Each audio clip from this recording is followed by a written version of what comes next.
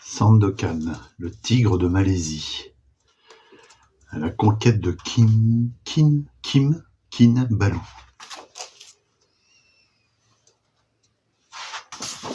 J'avais vu ça. Salut les amis. J'étais justement en train de regarder une petite bande dessinée que j'ai trouvée en vide-grenier ce week-end. Sandokan. Je sais pas si ça rappelle quelque chose à quelqu'un. Il y a eu une série là-dessus, ça c'est sûr. Enfin, d'ailleurs, la BD est tirée de la série. Mais moi, je vous avoue, j'ai jamais vu.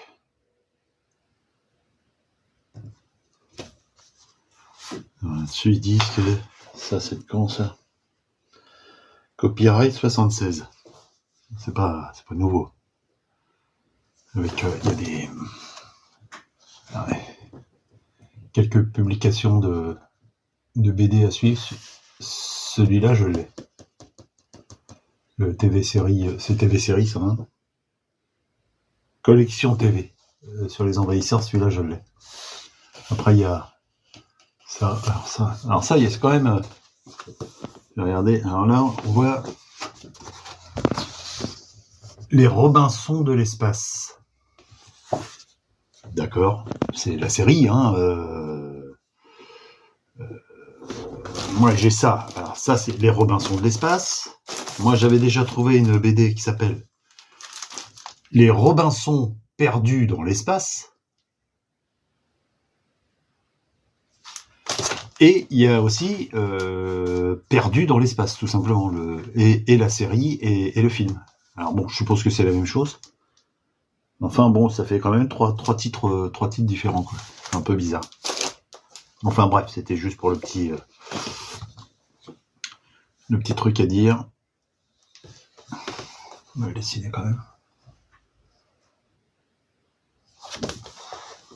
Enfin, pas mal dessiné, j'exagère. Non, c'est même un peu grossier, mais bon.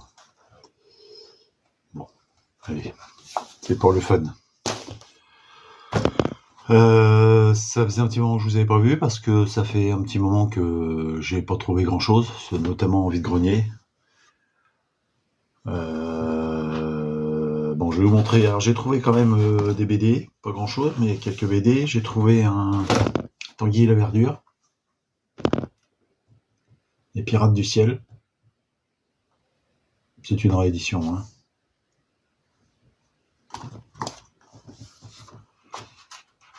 J'en avais plein des Tanguy et la Verdure, mais bon, c'est toujours un peu répétitif, c'est toujours un peu la même chose.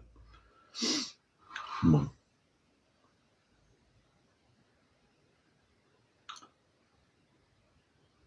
Il est de 78 celui-là.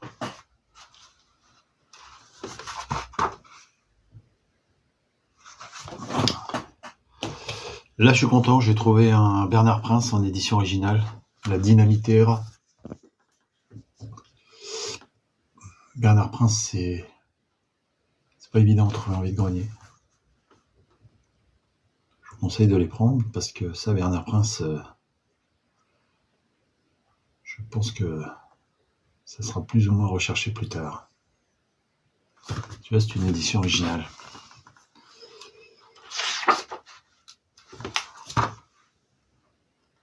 Ça, c'est excellent, hein.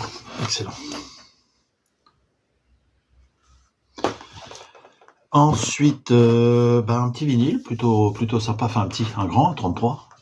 Plutôt cool de trouver ça. Astérix et la Serpe d'Or, que j'ai déjà, mais je l'ai en plus petit. Je l'ai en, je sais jamais, c'est 25 cm, je crois. Je l'ai en plus petit, celui-ci. Il doit être derrière, là. Il doit être pas bien loin. Par là.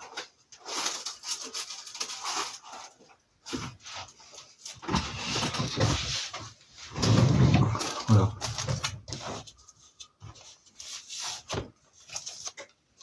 La différence. C'est la même chose, hein. C'est exactement la même chose. Je sais pas pourquoi ils ont sorti en 33. en 25. C'est bien 25 ça, hein, 25 cm, ouais, c'est ça. Bon bah c'est pas mal. C'est plutôt pas mal. Alors comme c'est bon, c'est pas, je considère que c'est pas un doublon puisque c'est pas la même couleur, donc bah je le garde. Astérix c'est la serpe d'or.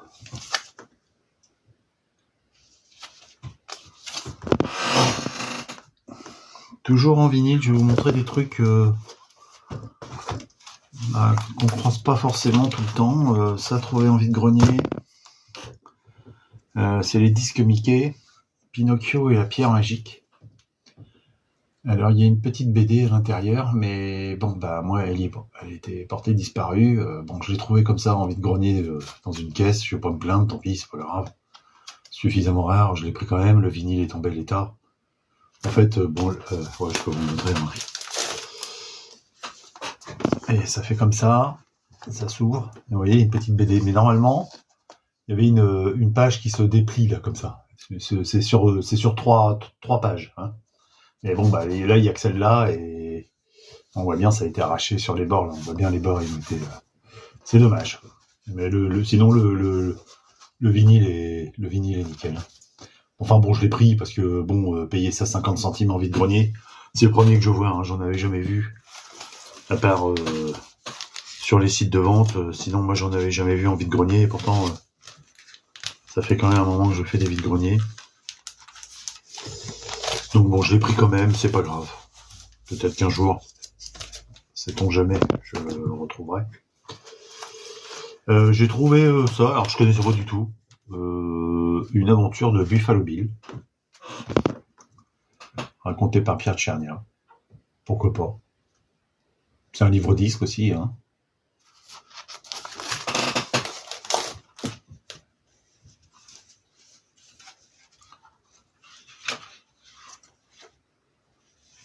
Illustration, plutôt sympa. Bon. J'aime bien trouver ce genre de petites trouvailles, je trouve ça plutôt cool.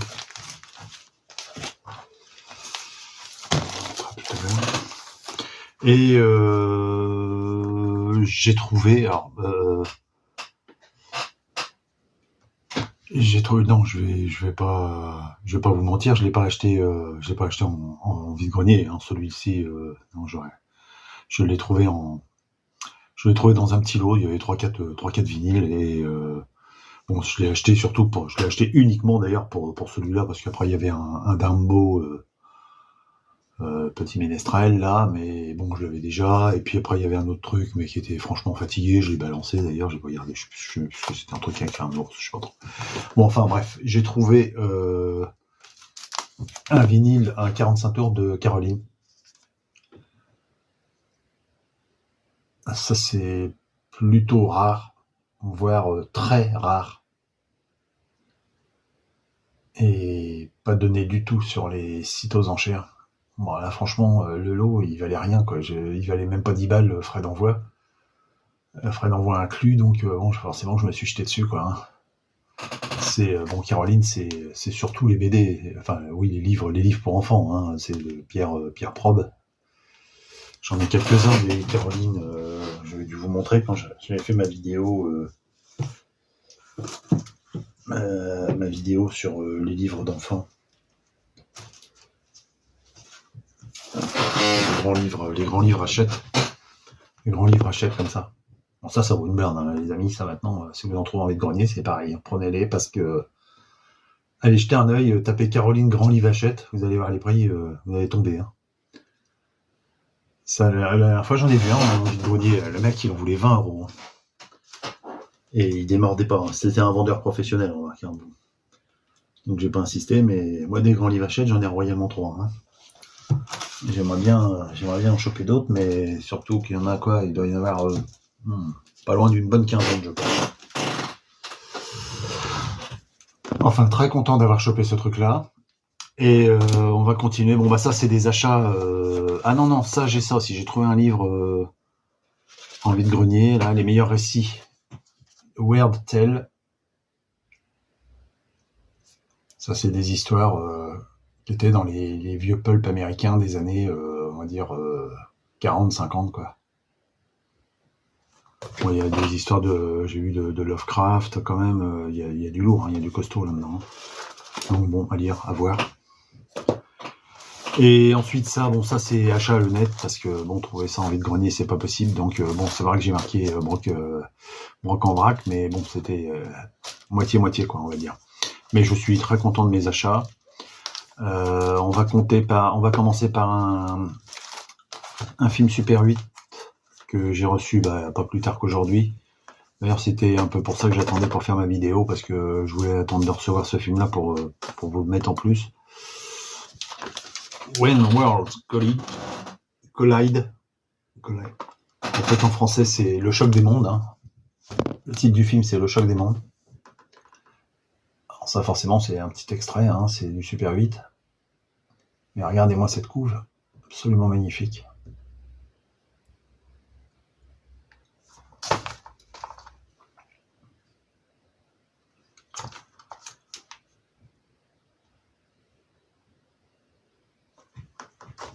Ensuite, je m'en suis pris un autre, c'est Peril in a Harem.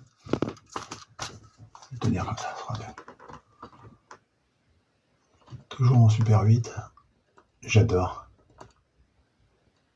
Bon, ça, c'est des vieux nanars, hein, Alors ça, j'ai regardé un petit peu. En fait, ça a été créé en 1914, je crois. Alors forcément, c'était en noir et blanc, il n'y avait pas de dialogue. Vous savez, c'était quand ils montraient les images. Alors t'avais les images, et puis à un moment, hop, c'était un écran noir avec les dialogues, et hop, on repassait aux images ensuite. Et ouais, ça a été créé par un Américain et un Français en 1914, je crois. C'était une série, hein, c'était ni plus ni moins une série qui devait passer au cinéma, naturellement. Et il y a eu après, il y a eu un remake, mais pareil, plutôt vieux, je crois. Enfin bon, bref, voilà, c'est une petite trouvaille. Bon, ça, c'est des genres de films Super 8, vous marchez pas dessus, hein.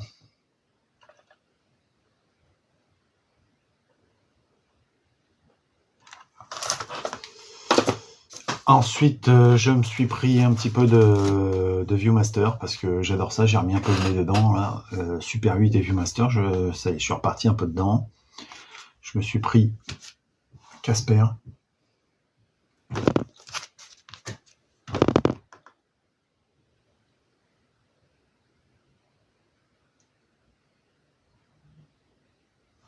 C'est sa version américaine, hein. J'ai vu, il y en a, ça vaut une blinde, ces machins-là, c'est pas... Il y a des trucs, c'est 30, 40, 50, 60 euros. Qu'est-ce que j'ai vu la dernière fois? J'ai vu le Thriller de Michael Jackson, là, pareil, en trois disques, hein. Je sais pas, il doit être à 60, 70 euros. Bon. Il y a un ou deux James Bond qui traînent, ça coûte une blinde aussi. J'ai vu un Mission Impossible, la série Mission Impossible, pas le film, hein, la vieille mission, la vieille série, pareil, je crois que c'est 50 ou 60 balles aussi. Bon. Et je me suis pris aussi Snoopy et le Baron Rouge en version américaine, hein, Snoopy and the Red Baron.